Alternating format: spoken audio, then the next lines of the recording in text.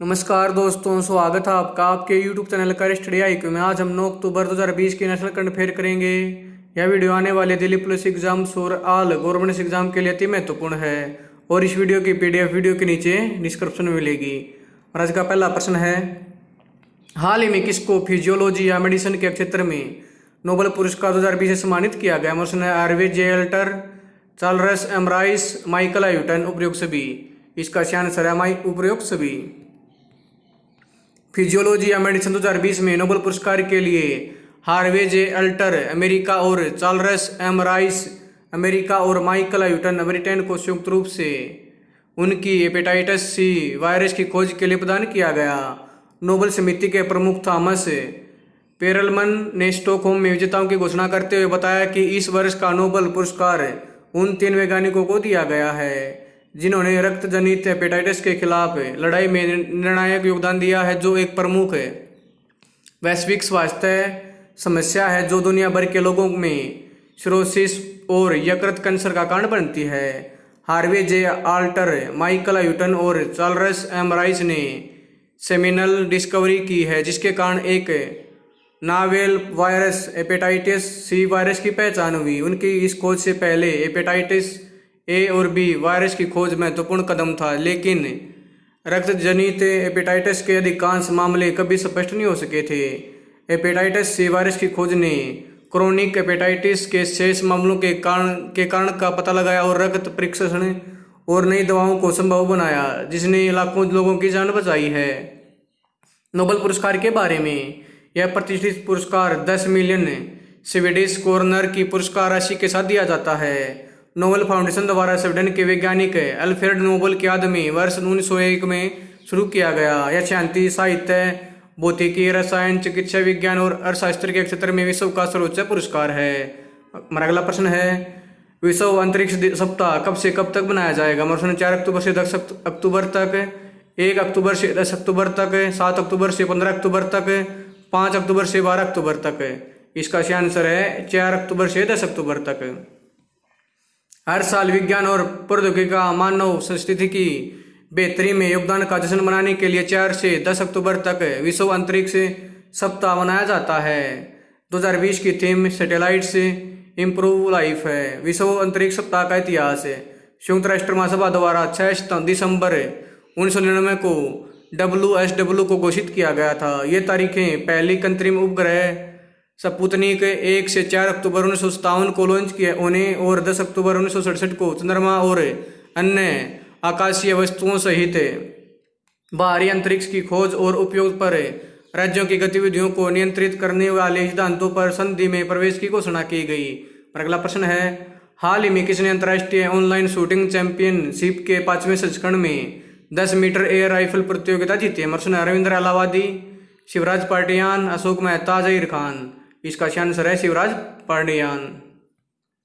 भारत के विष्णु शिवराज पांडियन ने अंतर्राष्ट्रीय ऑनलाइन शूटिंग चैंपियनशिप के 5वें संस्करण में 10 मीटर एयर राइफल प्रतियोगिता जीती है। 16 वर्षीय विष्णु ने 251.4 का स्कोर कर 2 अंकों के स्पष्ट अंतर से खिताब जीता। इसमें दुनिया के 27वें नंबर के खिलाड़ी फ्रांस के एंटीने जर्मन दूसरे स्थान पर रहे। अगला प्रश्न है, हाल ही में वर्ल्ड हैबिटेट डे कब बनाया गया? प्रश्न 5 अक्टूबर, 6 अक्टूबर, 7 अक्टूबर, 8 अक्टूबर। इसका सही आंसर है 5 अक्टूबर को। संयुक्त राष्ट्र द्वारा हर साल अक्टूबर महीने के पहले सोमवार को वर्ल्ड हैबिटेट डे मनाया जाता है। यह 2020 में 5 अक्टूबर को बनाया गया। यह दिन दुनिया भर में हमारे कस्बों और शहरों की स्थिति पर प्रकाश डालने और सभी के लिए पर्याप्त आश्रय के बुनियादी अधिकार को चयनित करने के लिए बनाया जाता है। यह दिन दुनिया को यह याद दिलाने के लिए भी बनाया जाता है कि हम सभी के पास अपने शहरों और कस्बों के भविष्य को आकार देने की शक्ति और जिम्मेदारी है। 2020 विश्व पर्यावास दिवस की थीम है housing for all a better urban future, जो रहने के लिए उपयुक्त जगह के रूप में पहले से कहीं ज़्यादा महत्वपूर्ण हो गई है। इसका इतिहास है, संयुक्त राष्ट्र ने 1985 में हर साल अक्टूबर के पहले सोमवार को वर्ल्ड हैबिटेट डे के रूप में मनाए जाने की घोषणा की थी। पहली बार वर्ल्ड हैबिटेट डे 1986 में shelter is my right theme के साथ मनाया गया था। हमारा अगला प्रश्न है, हाल ही में सामाजिक कार्यकर्ता प्रोफेसर पुष्पा भावे का निधन कितने वर्ष की आयु में हो गया? प्रश्न 81 वर्ष, 85 वर्ष, 90 वर्ष, 95 वर्ष। इसका सही आंसर है 81 वर्ष। ख्याति प्राप्त सामाजिक कार्यकर्ता प्रोफेसर पुष्पा भावे, जिन्हें मुंबई की आयरन लेडी के रूप में जाना जाता है, उनका निधन 81 वर्ष की आयु में हो गया है। वह अपने छात्रकाल से ही राष्ट्र सेवा दल और लोकतांत्रिक आंदोलनों से जुड़ी रही हैं। वह एक शिक्षाविद और बुद्धिजीवी भी थी, जिन्होंने आम नागरिकों के अधिकारों के लिए लड़ाई लड़ी।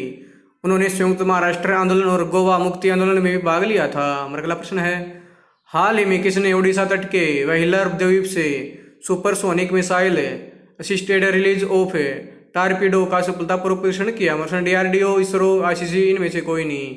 इसका आंसर है DRDO। रक्षा अनुसंधान एवं विकास संगठन DRDO ने ओडिशा तट के व्हीलर द्वीप से supersonic missile assisted release of torpedo का सफलतापूर्वक परीक्षण किया है।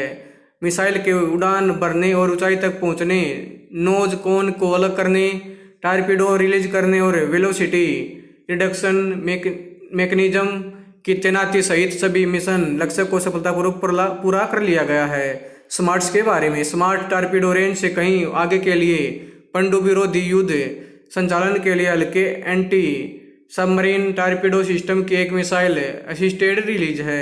स्मार्ट की आवश्यक तकनीकों को DRDOL, RCI Hyderabad, ADRDE Agra, NSTL Visakhapatnam सहित कई DRDO प्रयोगशालाओं द्वारा विकसित किया गया है। DRDO के अध्यक्ष हैं डॉक्टर G सतीश रेड्डी। इसका मुख्यालय है नई दिल्ली में। अगला प्रश्न है, हाल ही में किस केंद्र शासित प्रदेश द्वारा युद्ध प्रदूषण के विरुद्ध अभियान शुरू किया गया? प्रश्न है दिल्ली, लद्दाख, जम्मू कश्मीर, चंडीगढ़। इसका आंसर है दिल्ली। दिल्ली के मुख्यमंत्री अरविंद केजरीवाल ने दिल्ली में प्रदूषण स्तर को कम करने के लिए प्रदूषण विरोधी अभियान युद्ध प्रदूषण के विरुद्ध शुरू करने की घोषणा की है। दिल्ली सरकार द्वारा धूल हटाने के लिए एक विशेष एंटी डस्ट अभियान चलाया जा रहा है। अभियान के तहत पूसा कृषि संस्थान द्वारा विकसित एक तकनीक का इस्तेमाल पराली जलाने के खतरे को रोकने के लिए किया जाएगा। इसके अलावा सरकार प्रदूषण से संबंधित शिकायतों के लिए एक फोटो आधारित ऐप ग्रीन दिल्ली लॉन्च करेगी। यह ऐप इस महीने के अंत से पहले नागरिकों के लिए लॉन्च किया जाएगा। दिल्ली के उपराज्यपाल हैं अनिल बैजल। इसके मुख्यमंत्री हैं अरविंद केजरीवाल। अगला प्रश्न है, हाल ही में आवास और शहरी कार्य के मंत्रालय ने ई-कॉमर्स प्लेटफॉर्म पर स्ट्रीट फूड वेंडर्स को ऑनलाइन माध्यम से बड़ी संख्या में ग्राहकों से जोड़ने के लिए किसके साथ एक समझौता ज्ञापन पर हस्ताक्षर किए? मर्सन स्विगी, गूगल, फेसबुक, इंस्टाग्राम। इसका आंसर है स्विगी। आवास और शहरी कार्य के मंत्रालय ने ई-कॉमर्स प्लेटफॉर्म पर स्ट्रीट फूड वेंडर्स को ऑनलाइन माध्यम से बड़ी संख्या में ग्राहकों से जोड़ने के लिए प्रमुख फूड डिलीवरी प्लेटफॉर्म स्विगी के साथ एक समझौता ज्ञापन पर हस्ताक्षर किए हैं। इस MOU का उद्देश्य स्ट्रीट फूड विक्रेताओं को हजारों उपभोक्ताओं तक ऑनलाइन पहुंच प्रदान करना है और उनके कारोबारों को बढ़ाने में मदद करना है। प्रधानमंत्री street vendor Atmanirbhar Nidhi PM Svanidhi योजना के अंतर्गत यह समझौता किया गया है। MOU के बारे में, मंत्रालय और स्विगी 5 शहरों अहमदाबाद, चेन्नई, दिल्ली, इंदौर और वाराणसी में 250 विक्रेताओं को बोर्डिंग करके एक पायलट कार्यक्रम चलाएंगे। स्ट्रीट वेंडर्स को पैन कार्ड और FSSAI पंजीकरण उपलब्ध कराने के साथ साथ साझेदार ऐप इस्तेमाल करने संबंधी तकनीकी प्रशिक्षण से लेकर वेन्यू डिजिटाइजेशन और कीमत निर्धारण व्यवस्था और तथा बैंकिंग की बेहतर प्रक्रिया के बारे में प्रशिक्षण दिया जाएगा। इस पायलट कार्यक्रम के सफल समापन पर शहरी मंत्रालयों के मंत्रालय और स्विगी ने पूरे देश में इस पहल का विस्तार करने की योजना बनाई है। शहरी कार्य मंत्रालय अपनी तरह की पहली पहल के अंतर्गत नगर निगमों, FSSAI, स्विगी और GST अधिकारियों सहित प्रमुख हितधारकों के साथ समन्वय किया है ताकि यह सुनिश्चित हो सके कि इस पहल के लिए पूर्ण आवश्यकताएं पूरी की जा सकें। आवास और शहरी मामलों के राज्य मंत्री हैं हरदीप सिंह पुरी। स्विगी के CEO हैं विशाल भाटिया।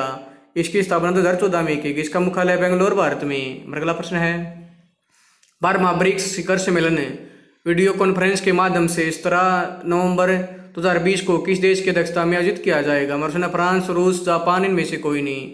इसका आंसर है रूस। 12वां ब्रिक्स शिखर सम्मेलन वीडियो कॉन्फ्रेंस के माध्यम से 17 नवंबर 2020 को आयोजित किया जाएगा। इस प्लेटफॉर्म के इतिहास में पहला मौका होगा जब वैश्विक कोविड महामारी के कारण इस बैठक को वर्चुअली आयोजित किया जाएगा। यह शिखर सम्मेलन रूस की अध्यक्षता में आयोजित किया जाएगा। ब्रिक्स शिखर सम्मेलन कोविड-19 संकट के दौरान सदस्य देशों के बीच सहयोग को और मजबूत बनाने पर केंद्रित होगा। ब्रिक्स देशों के प्रतिनिधियों की बैठक का विषय BRICS partnership for global stability, shared security and innovative growth है। वर्ष 2020 के दौरान समूह के 5 देशों ने 3 प्रमुख स्तंभों पर अपनी रणनीतिक साझेदारी जारी रखी: शांति और सुरक्षा, अर्थव्यवस्था और वित्त, सांस्कृतिक और लोगों का आदान प्रदान। ब्रिक्स के 5 सदस्य देश हैं ब्राजील, रूस, भारत, चीन और दक्षिण अफ्रीका। महाराज का आखिरी प्रश्न है, हाल ही में 3 बार के विधान परिषद के सदस्य और या समाजवादी पार्टी के नेता मुलायम सिंह यादव का निधन कितने वर्ष की आयु में हो गया? प्रश्न है 90 वर्ष, 93 वर्ष, 96 वर्ष, 99 वर्ष। इसका आंसर है 90 वर्ष।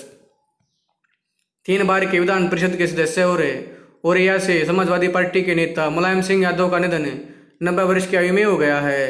वह 1 दशक से अधिक समय तक ओरिया और भाग्य नगर के ब्लॉक प्रमुख रहे थे। 1973 से 1988 तक वह भाग्य नगर के ब्लॉक प्रमुख रहे और फिर 1990 में पहली बार विधान परिषद के सदस्य चुने गए। वह 2010 तक स्थानीय निकाय निर्वाचन क्षेत्र से विधान परिषद के सदस्य बने रहे थे। दोस्तों, अगर आपको यह वीडियो पसंद आए तो मेरे यूट्यूब चैनल करियर स्टडी को लाइक करें, शेयर करें, कमेंट्स करें, सब्सक्राइब करें और इसके बेल आइकन को दबा दें ताकि आने वाली हर एक वीडियो का नोटिफिकेशन आपको टाइम पे मिलता रहे। धन्यवाद दोस्तों।